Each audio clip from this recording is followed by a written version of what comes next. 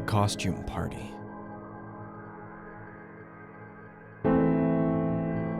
Written by Shondra Snodderly. Narrated by Jeff Clement.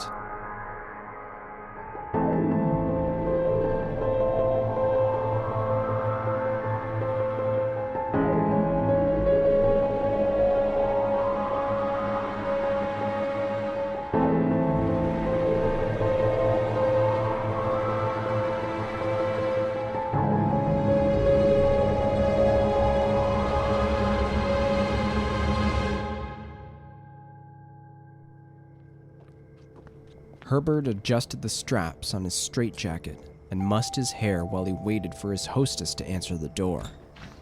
The woman who let him in was all done up in bandages, mummy style, but with some extra wrapping that served as a modest skirt. All he could see of her was her left eye, so he couldn't tell if she was pretty or not. Probably didn't matter. Herbert never picked up girls at parties. They were never interested in going home with him. But he pushed that thought away. He was here to have a good time, so he nodded politely to the mummy girl and made his way inside. "Herbert, you made it!"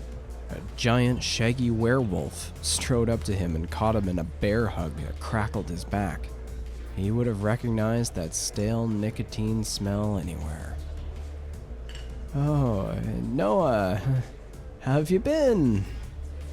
Noah pulled out a fat cigar from the pocket of his torn jeans and rolled it between his fingers.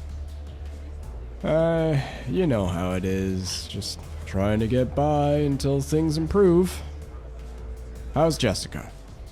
"Well, we've been divorced for 6 years, Noah. You were there? You took me drinking on the night the papers were finalized?" Noah's genial manner deflated a little. "Oh, that's right. Shame about her. Jessica seems so nice. Hey, do you know if she's available now?" There was a twinge behind his eyes at that question, like a headache that hasn't quite faded away. Herbert rubbed the bridge of his nose and tried to ignore it. She left me for her personal trainer, so I doubt it." "Shame," he said. Then he put the cigar between his teeth and made for the front door. On his way past the mummy girl, he reached out and squeezed her ass. She responded with a hard slap to the face that made Noah drop his cigar. Herbert smiled as he made his way over to the refreshments. There was the usual assortment of witches and pirates and space aliens and vampires at the party, but no other madmen. Herbert gave himself a mental pat on the back for being so original. He hoped there was a costume contest at this party.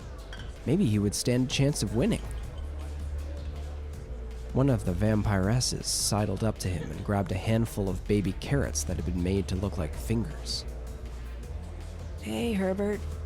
It took him a moment to recognize her through the black wig and fake fangs. "Daphne?" She punched him on the arm and grinned. "You look terrible. Still working with that jackass, Noah?" "Under him. He got promoted last month."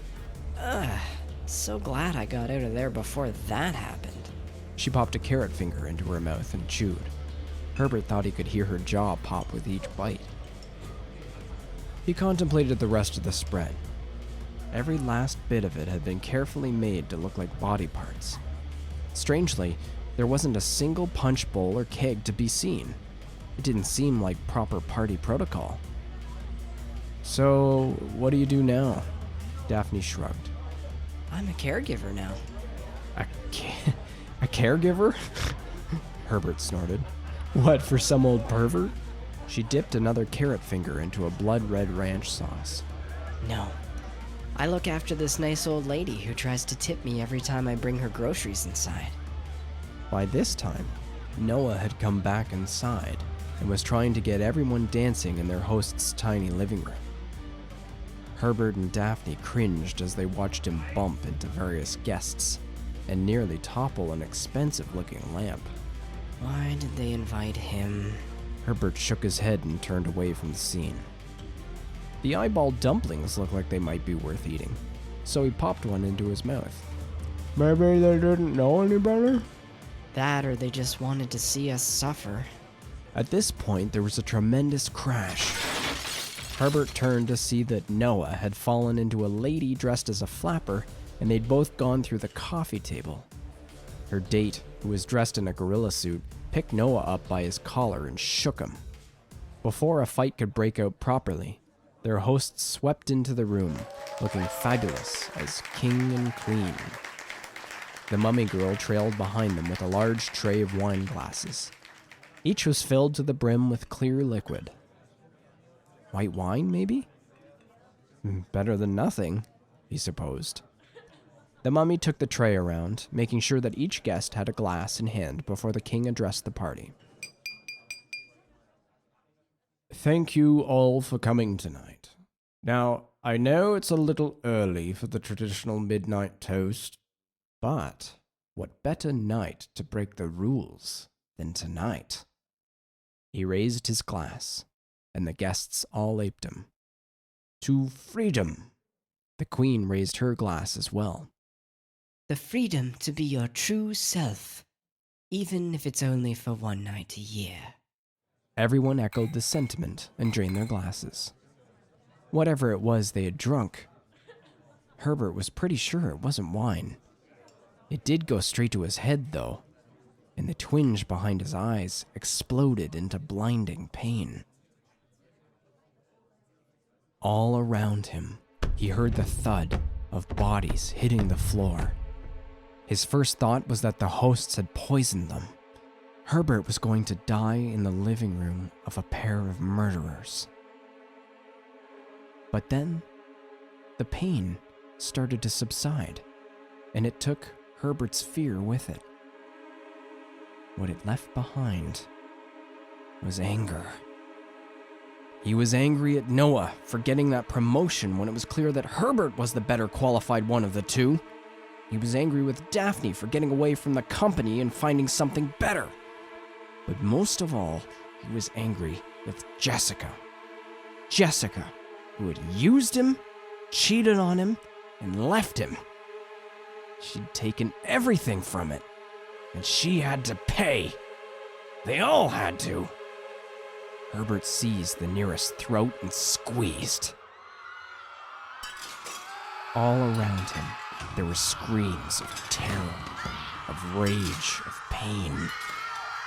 And under all of it, he could hear the voice of the king. After all, aren't we just animals at heart?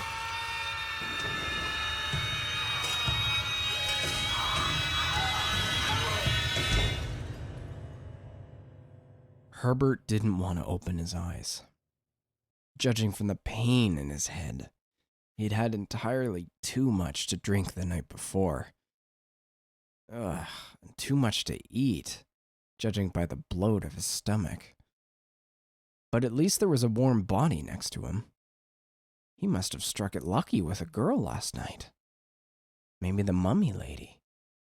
Herbert hoped she was pretty under all those bandages. He wrapped his arm around the body, but drew back. It felt like a woman, but it was all sticky. What had they done last night? He decided to risk opening his eyes.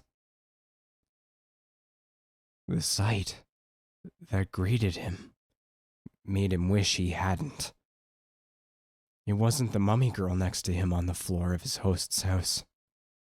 Instead, it was Daphne's blank, glassy eyes staring at him through a mask of dried blood. Someone had torn her throat open and ripped chunks of flesh out of her arms and stomach. Herbert raised a shaking hand to his face and felt the crust of dried blood on his cheek. His stomach staged a hasty evacuation of its contents. His own moan of terror was drowned out by at least 3 others as the survivors of the costume party awoke to the leftover carnage. Herbert looked for the king and queen, but they weren't among the living or the dead. They must have had something different in their glasses during the toast. Sirens sounded in the distance. Herbert stared at his dead friend. There was no way to explain this. At best, he'd be deemed crazy. Either way, he'd be locked up for a very long time. Oh, no. Oh, God. Jesus. I'm sorry. I'm sorry, Daphne.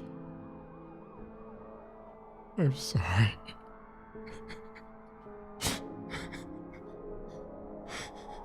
Herbert tucked a stray strand of hair behind Daphne's ear, stood on shaking legs, and did the only thing he could think of. He ran.